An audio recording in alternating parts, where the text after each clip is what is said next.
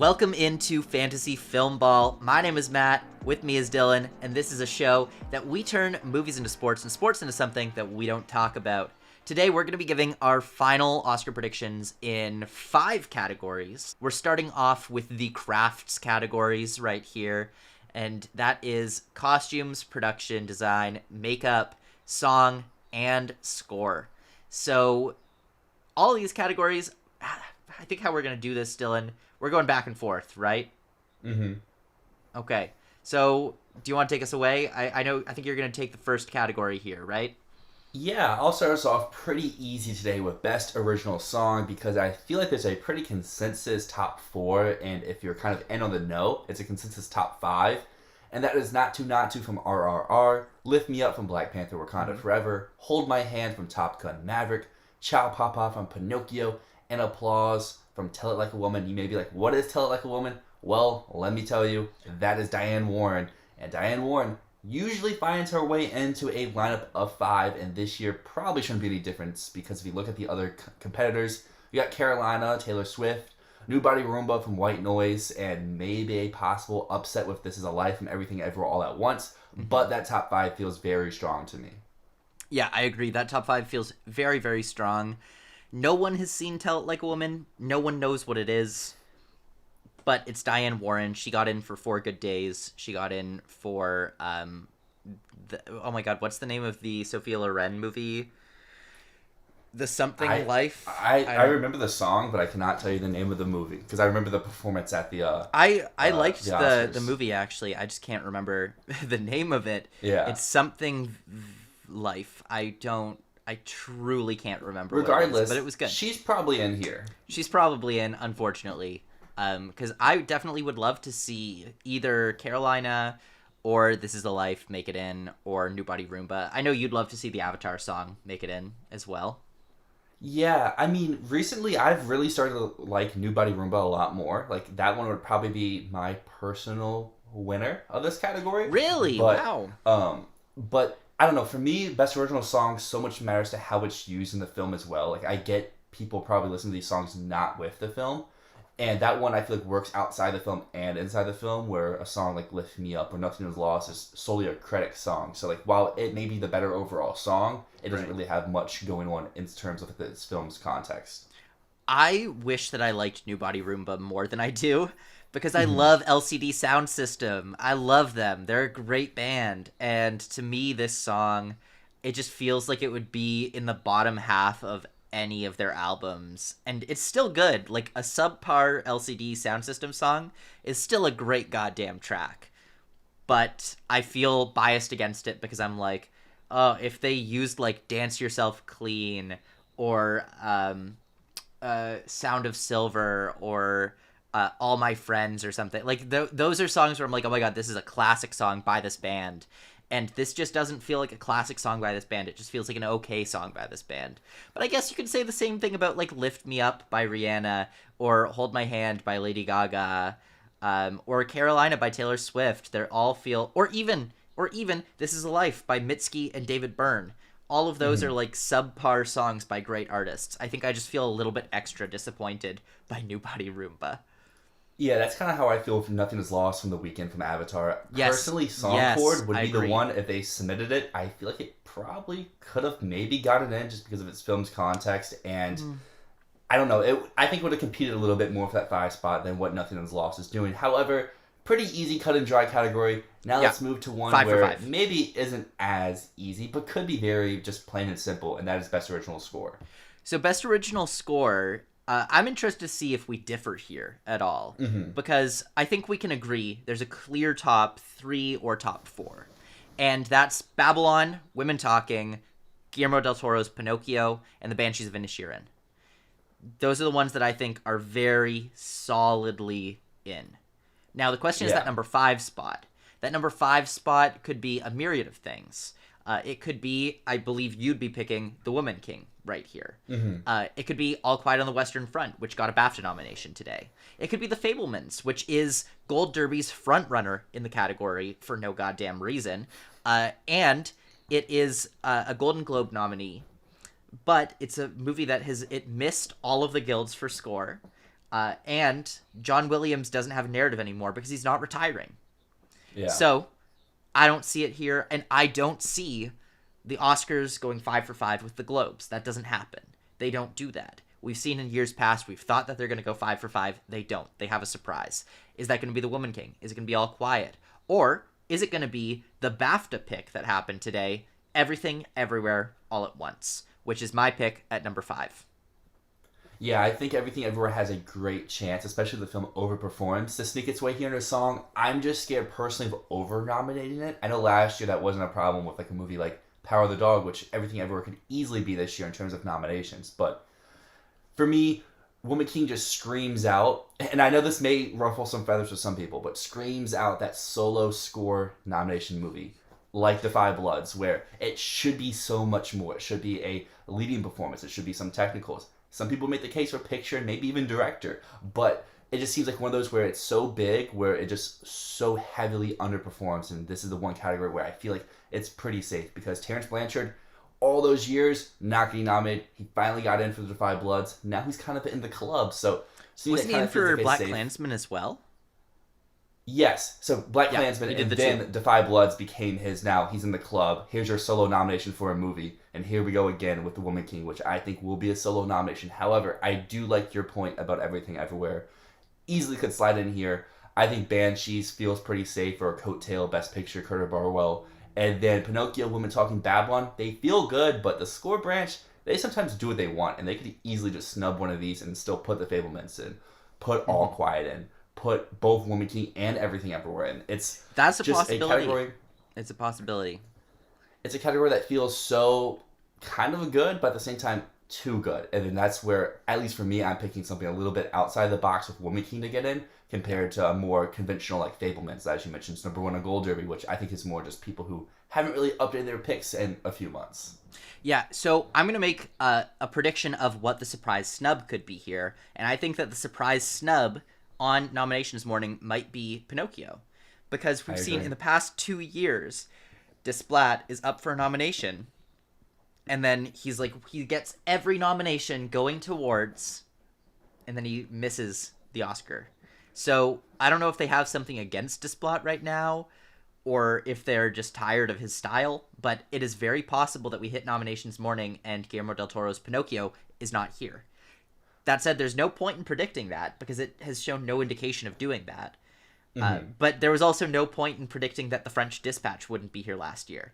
So, I don't know. I will say, for those last 2 years of Desplat missing, had been years where his movie was very much struggling and on the downward trajectory, where Pinocchio seems pretty solid and for animation to win. And then with that, it's coattailing here with a score and song nomination as well. So to me, it feels like it's pretty good, but as you mentioned, we had 2 straight years where this happened. Why not make it 3? Absolutely. So I think it's possible, but I don't think that it's something to predict. So I'm not going to predict it. I'm just going to stick with my guns here, and I'm going to say that it stays in, and we also round out the 5 Banshees, Everything Everywhere.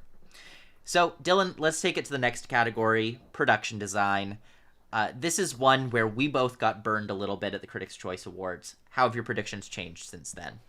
So, I had that movie that we did not pick at Critics' Choice as my number 1 all year, and I switched it like 2 weeks ago. I had Babylon as my number 1, and then I switched it over to Way of Water.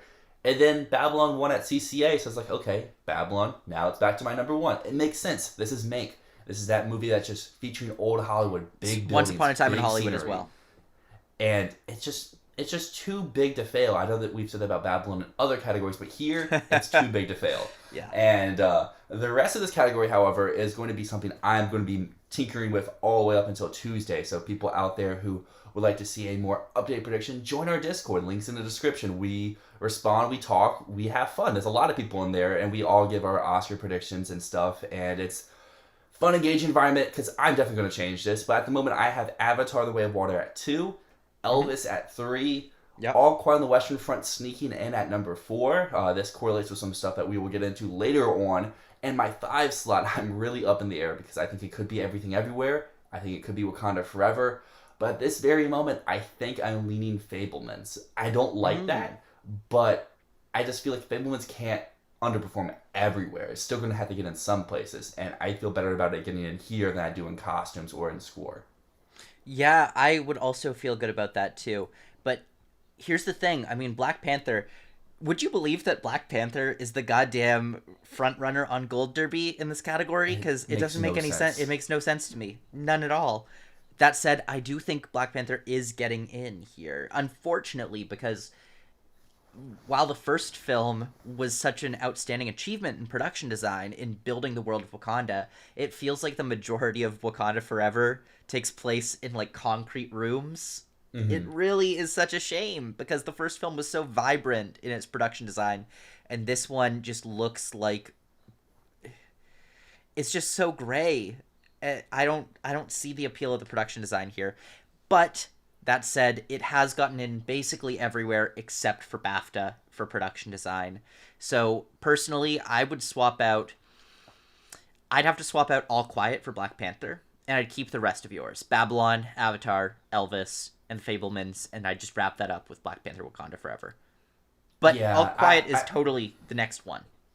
I definitely see that angle. I just was looking at my overall nominations. Like, All Quiet has to get some other stuff to support a possible Best Picture nomination, and this is a category where I was like, I felt pretty good. Like, this could be a place where it could show up, because I felt weird, because originally I had it in, I think, 3 total categories. I think I had visual effects, international, and picture. I was like, it needs more. So then this is another one where I added it in to hopefully boost that campaign for it to be that 10th or 9th slot in Best Picture.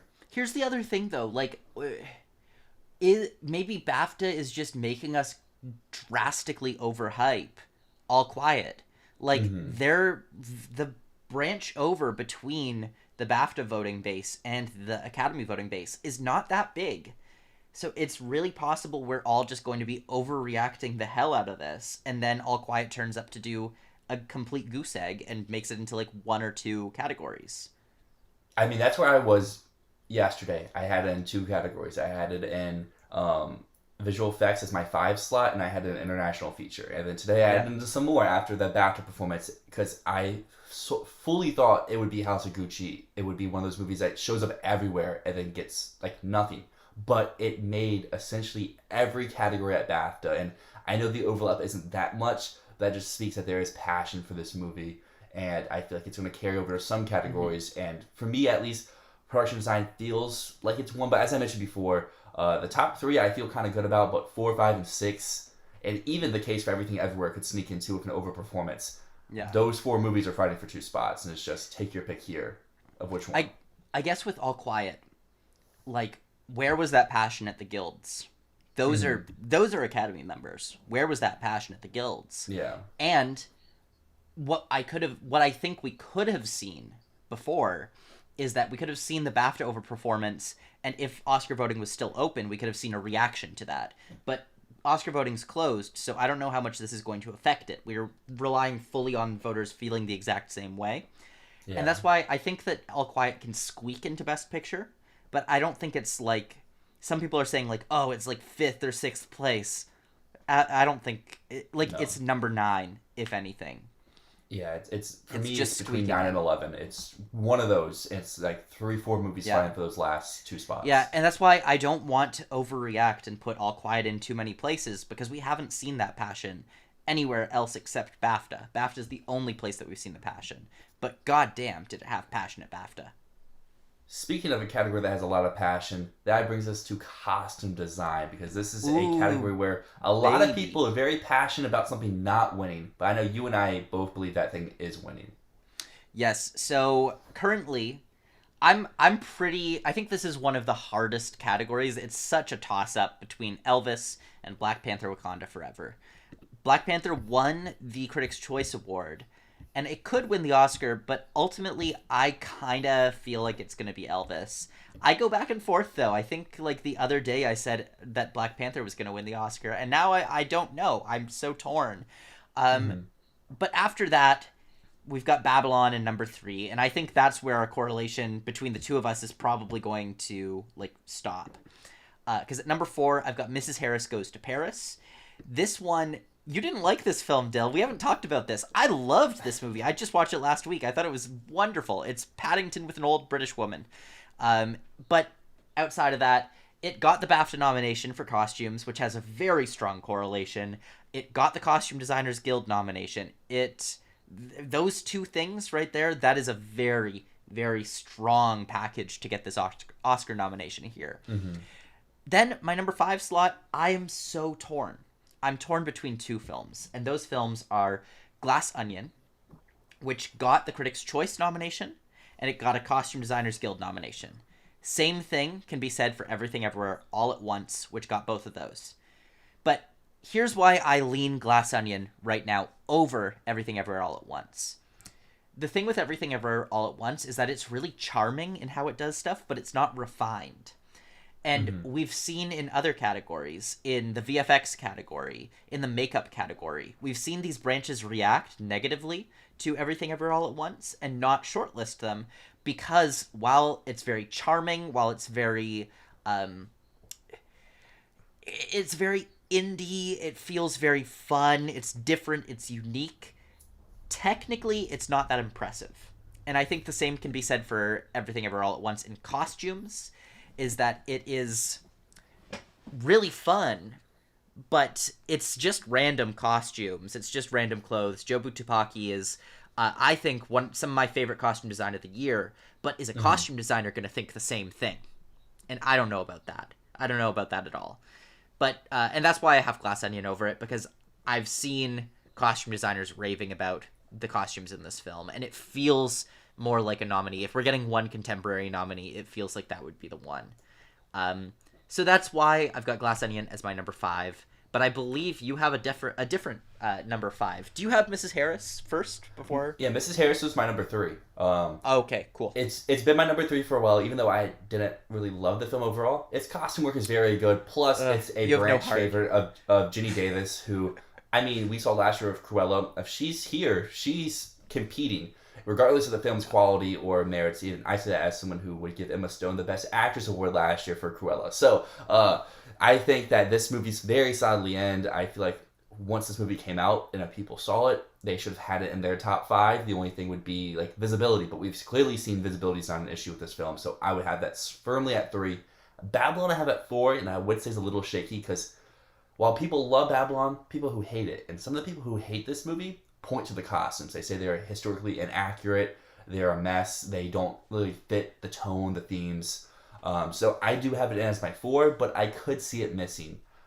Between Glass Onion and Everything Everywhere, I would lean Everything Everywhere just because it has a fantasy aspect to it, which can help it break that contemporary mold, because we know this branch is not like contemporary costumes, which I feel like very much hurts Glass Onion, but who knows, maybe Glass Onion overperforms bigger than Knives Out. It gets more than just screenplay. It could get costumes.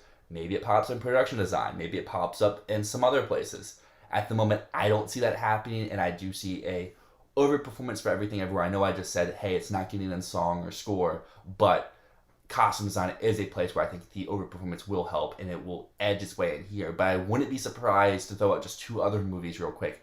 I know these don't really have the stats to back them up, but The Fabelmans, Blonde, I wouldn't be surprised if one of them gets in the 5 slot and Babylon ends up missing.